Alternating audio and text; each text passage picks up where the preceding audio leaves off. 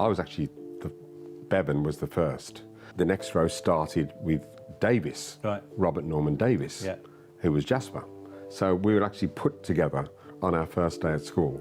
And then we even got our first jobs together. Bev Bevan was never the kind of name that stirred up headlines. He didn't blaze across the stage like Freddie Mercury, nor was he hounded by the press like Mick Jagger.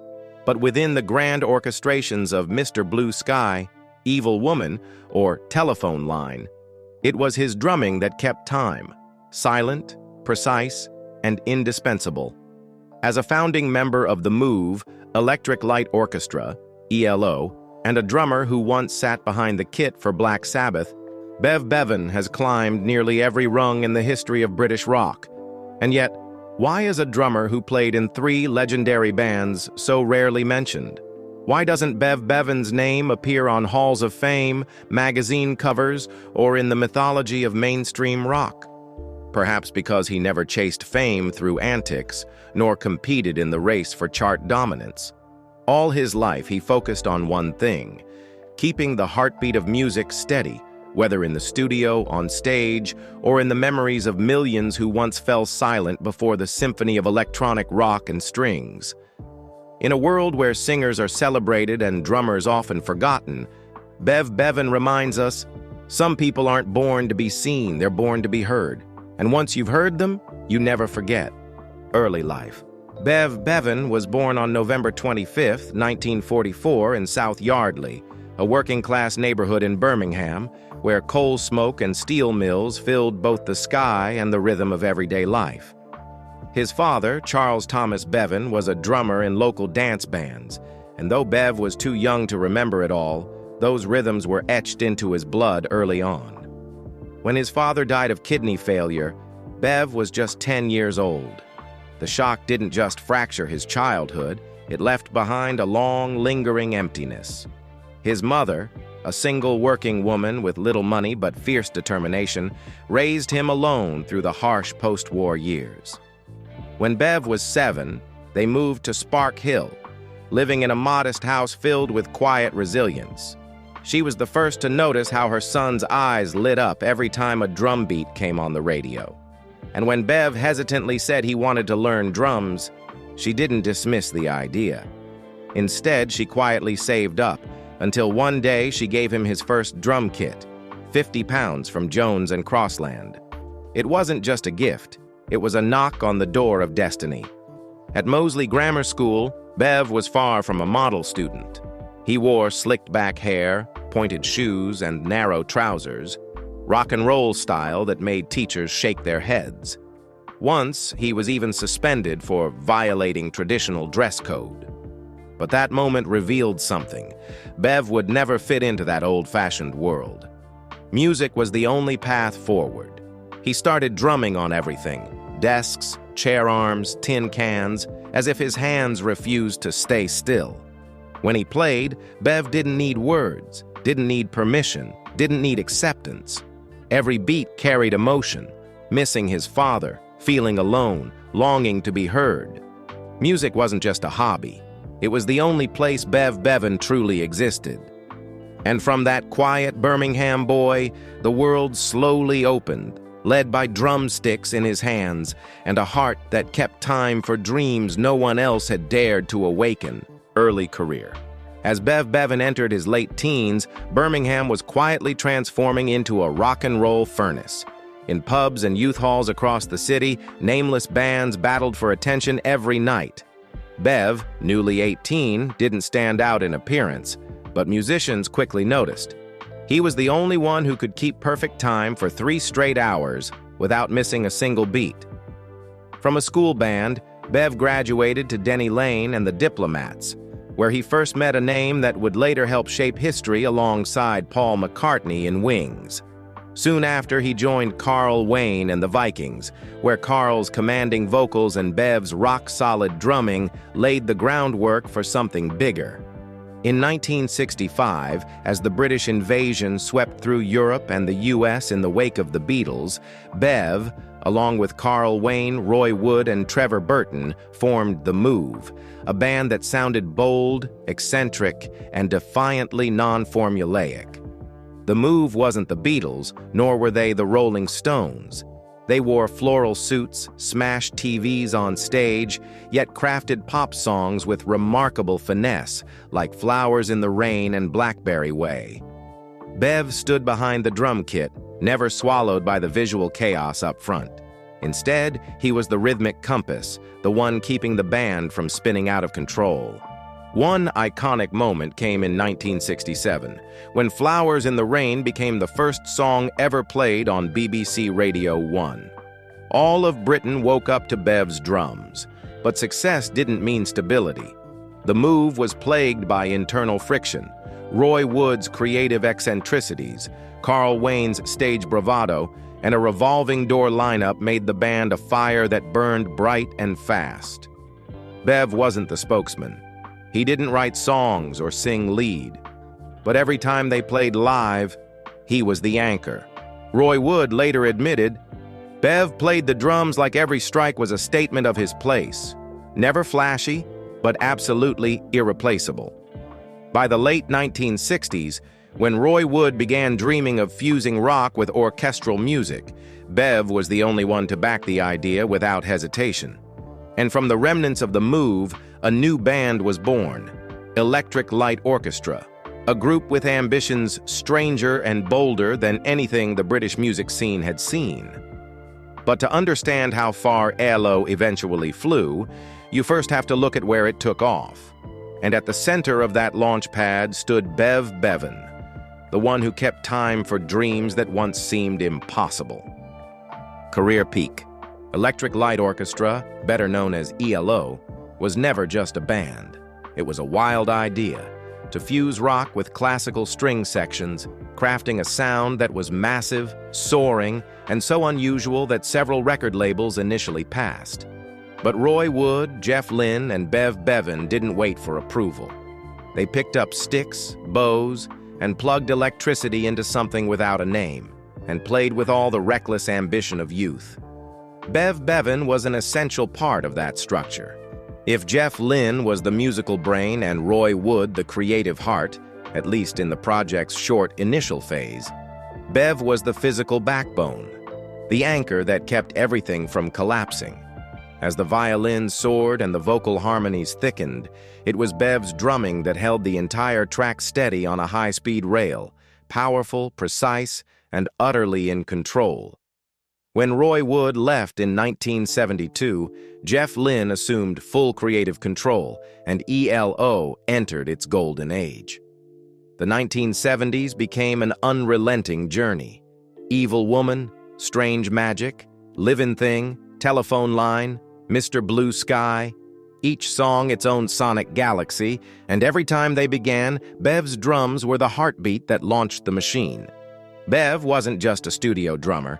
He was the architect of rhythm for ELO's massive live tours across Europe and the US. When the band played sold-out stadiums of 60,000 people, surrounded by lasers and audio effects unheard of at the time, Bev had to command hundreds of tempo cues at once, syncing both humans and machines, with zero margin for error.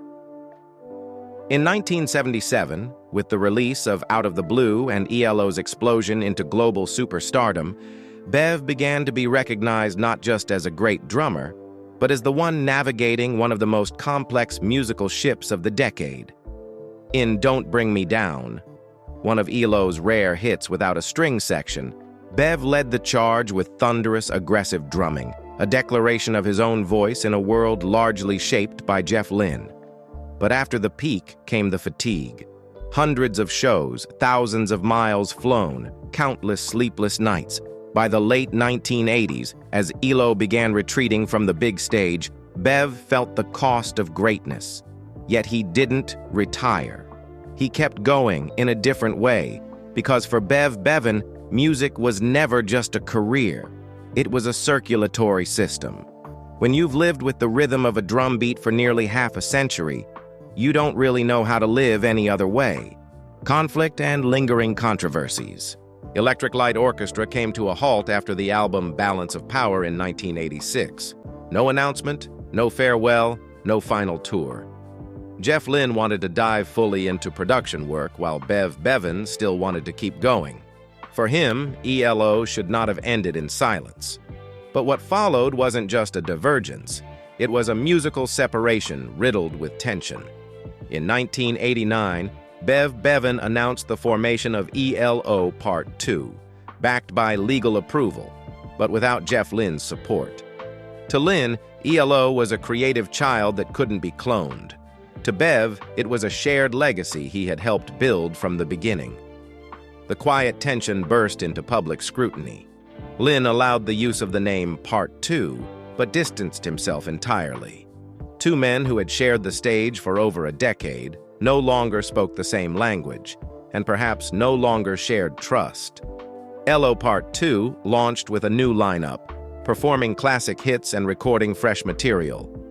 Bev toured across Europe, Asia, even Eastern Europe just as the Iron Curtain was falling. Fans split into camps. Some called it ELO without a soul, while others believed Bev was the one keeping the original flame alive.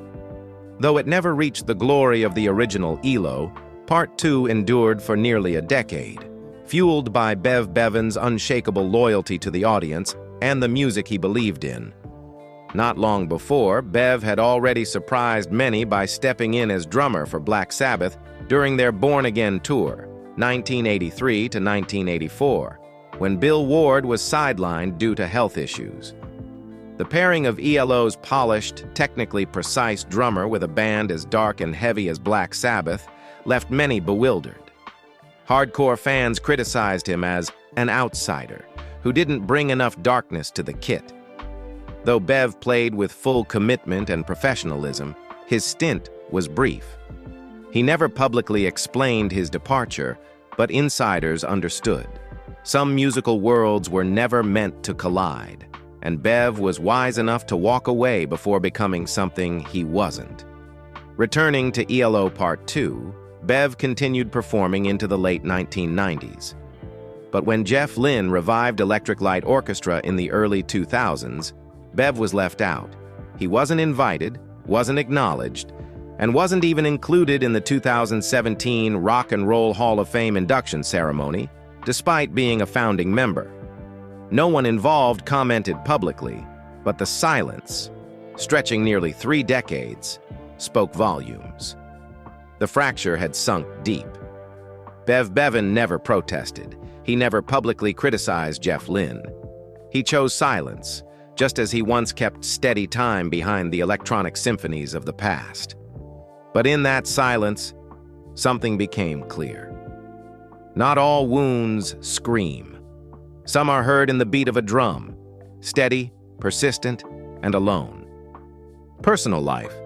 If you're searching for Bev Bevan's name in 1970s tabloid headlines or in the lens of paparazzi on the streets of Los Angeles, you'll be disappointed.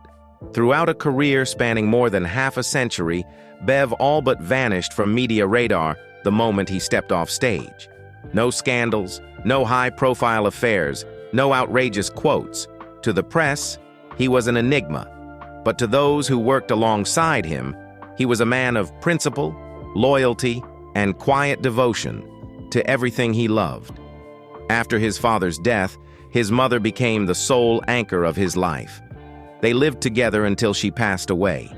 Even while touring across America or Europe, Bev called home every single day to speak with her, a habit he kept until the end of her life.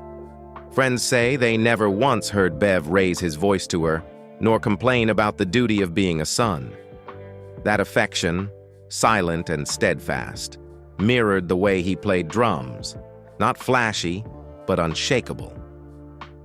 Bev married Valerie Taylor, a private woman who had been by his side since the 1970s. Together they had a son, Adrian Bevan, who initially followed in his father's footsteps as a drummer, but later transitioned into television production.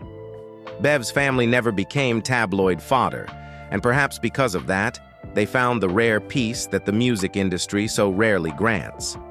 Following ELO's peak years, Bev began writing his memoirs as a way to revisit his life without the lens of fame. The Electric Light Orchestra story is a rare document, not only because it includes behind-the-scenes tales never before revealed, but because it's written in a tone of humility laced with occasional self-mockery, as if its author were still sitting behind a drum kit, playing while quietly observing a theatrical performance in which he was never cast as the lead. There were difficult chapters he never publicly discussed. By the late 1990s, after back-to-back tours with ELO Part 2, Bev began facing health challenges. His body no longer responded as it once did. A few shows were canceled, some invitations declined, but he never complained. To Bev, if he couldn't give the audience everything he had, then it was better to leave behind only the best version of himself. In his world, silence wasn't absence. It was protection. Bev Bevan never needed to be seen outside the spotlight. As long as someone still falls silent at the sound of a song, as long as Mr. Blue Sky continues to echo through time, his presence, just behind the curtain, has never truly faded. Legacy and influence. In the history of British rock, we often hear the names of frontmen, iconic voices, and wild guitarists who defined an era. But there exists another kind of legend, quieter, humbler, yet as enduring as the beat of their drum. Bev Bevan is one of them. He wasn't just the only drummer to appear in every lineup of both the Move and Electric Light Orchestra, two bands that helped bridge the gap from psychedelic pop to symphonic rock, but also the one who maintained the soul and discipline of a sound that could easily have been overwhelmed by ambition. When Jeff Lynne was busy layering strings, when Roy Wood was dreaming up sonic technicolor in the studio, it was Bev who asked, "But how are we going to play this on stage?" and then found the answer. Unlike drummers who dazzled with virtuosity like Neil Peart or exploded with raw power like John Bonham, Bev's style was about absolute stability. He didn't play to stand out. He played so the band wouldn't fall apart. His beats weren't complex, but they were always exactly where and when they needed to be. In a world of multi-layered electronic orchestration, Bev was the anchor, the spine, something you don't notice when it's working perfectly, but couldn't survive without if it failed. Critics once listed him among the most underrated drummers of the 70s, and perhaps that's the most beautiful kind of injustice, because being unnoticed meant he had done everything exactly right. Beyond music, Bev Bevan had a lasting impact on the Birmingham arts scene. He supported local bands throughout the 80s and 90s, appeared on regional talk shows, wrote a music column for the Sunday Mercury, and served as MC for events honoring the Midlands' musical heritage. Without ever shouting for attention, he remained a constant presence, a witness to rock's greatest age, and a keeper of its memory for those who followed. In 2017, when ELO was inducted into the Rock and Roll Hall of Fame, Bev Bevan was also named. But he didn't perform, not because he couldn't, but because he wasn't invited. Jeff Lynne chose to keep the performance for himself. Many fans were outraged.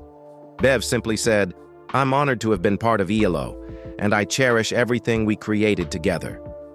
And perhaps that, too, is his greatest legacy. A rare composure in an industry driven by ego and competition.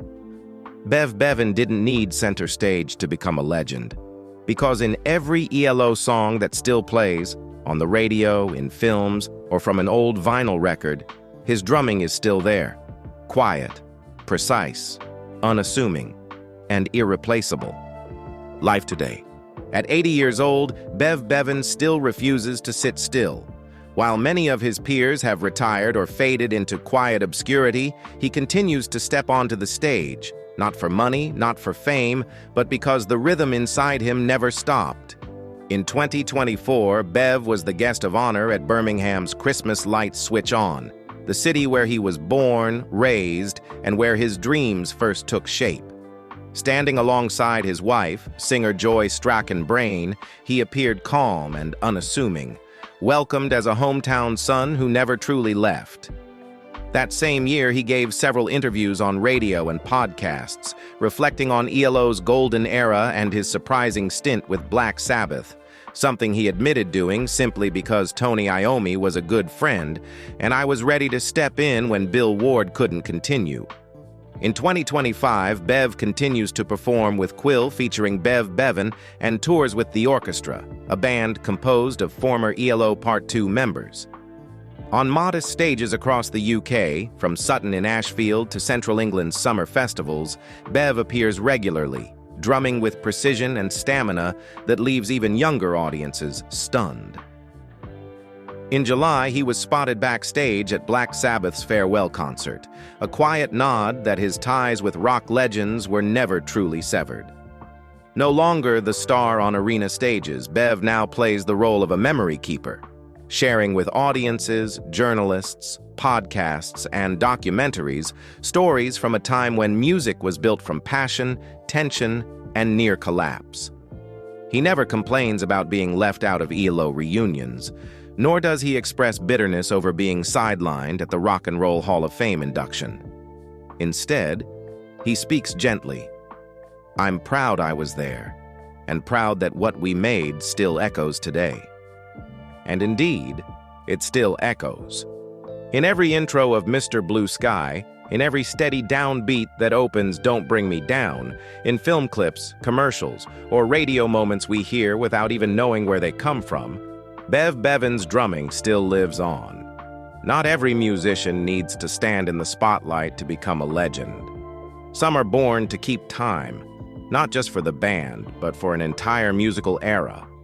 Bev Bevan is one of those people, quiet, steadfast, irreplaceable. Do you remember the first time you heard Mr. Blue Sky? Have you ever wondered who kept that track steady under all its layers of sound?